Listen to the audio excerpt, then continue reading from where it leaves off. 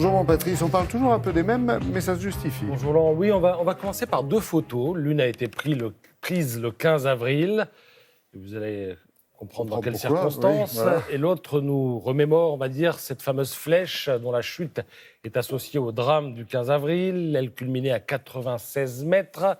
C'était l'emblème de Notre-Dame depuis 1859. Elle était l'œuvre de l'architecte Viollet-le-Duc.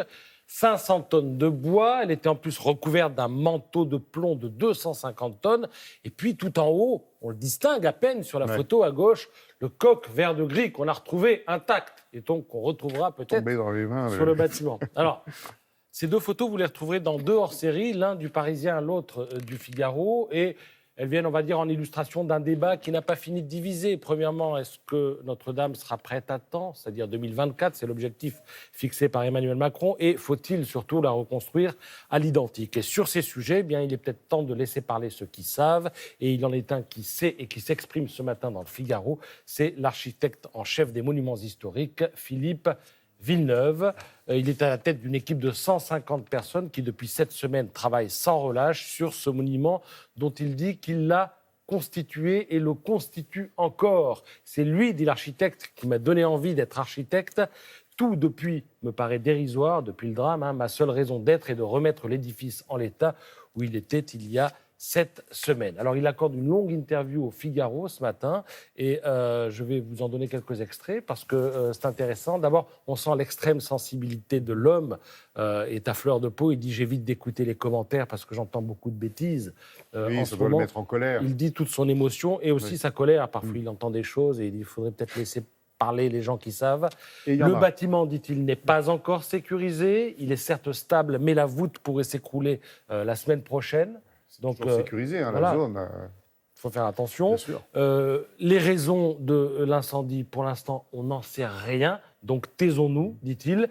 Des tonnes de gravats disparaissent tous les jours pour être étudiées par la police. Laissons la police faire ton travail. Après, on verra. 5 ans, dit-il. Pourquoi pas? C'est jouable. Mais il dit...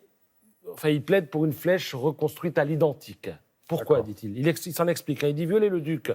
Personne ne savait, quand on visitait Notre-Dame avant l'incendie, personne ne savait finalement, ne se rappelait que la flèche avait été rajoutée. Tout le monde pensait qu'elle datait du XIIe ou du XIIIe siècle. Eh bien, Viollet-le-Duc avait fait quelque chose qui n'était pas datable. Et c'est pour ça que dans le même esprit, il faut qu'on fasse quelque chose qui ne soit pas datable. Donc, on le sent dubitatif quand il voit que le gouvernement lance un concours international. Il dit, je vois fleurir des dizaines de projets. Bon, je dirai ce que j'ai à dire et puis le gouvernement tranchera. Donc, bon soldat. Enfin, si on pouvait l'écouter aussi, puisqu'il a l'air de savoir de quoi il parle, c'est pas mal non plus.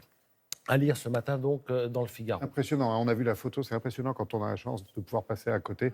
Ouais. Plus rien n'est comme avant. Ouais. Alex Koski. Alors lui, il en est question dans le Figaro également ce matin. C'est le pionnier de la production de concerts de rock dans les années 70. Et pourquoi on en parle? Eh bien, tout simplement parce qu'il se raconte dans une galerie parisienne avec une expo qui va ravir les fans parce qu'il s'agit d'accrochages un peu inédits avec des affiches de concerts comme on les voit sur cette photo, mais aussi des billets de concerts qui datent donc des années 70. La galerie s'appelle la galerie Godin, c'est dans le 13e arrondissement. Et ce qui est intéressant dans le papier du Figaro ce matin, c'est qu'il raconte un petit peu ses souvenirs. Alors, il raconte par exemple l'histoire d'un concert de Neil Young au Crazy Horse en 1976. Donc, le concert se termine, succès. Neil Young prend son taxi, il rentre à l'hôtel Georges V, grand hôtel luxueux, mais le public ne bouge pas, le public reste. Donc, le producteur appelle un ami qui était à l'hôtel Georges V, lui dit « Est-ce que Neil Young pourrait revenir ?» Eh bien, le gars, à l'époque, il a quitté l'hôtel, il est revenu, il a poursuivi le concert. Voilà. Autre souvenir à Poitiers, un concert des Pink Floyd, 22 000 places dans la salle, 800 réservations. La cata le matin même. Et bien le soir, la salle est pleine. Enfin, il y a plein d'histoires comme ça, avec notamment des cadeaux entre Giscard d'Estaing et Santana, etc., etc. C'est à lire ce matin dans le Figaro.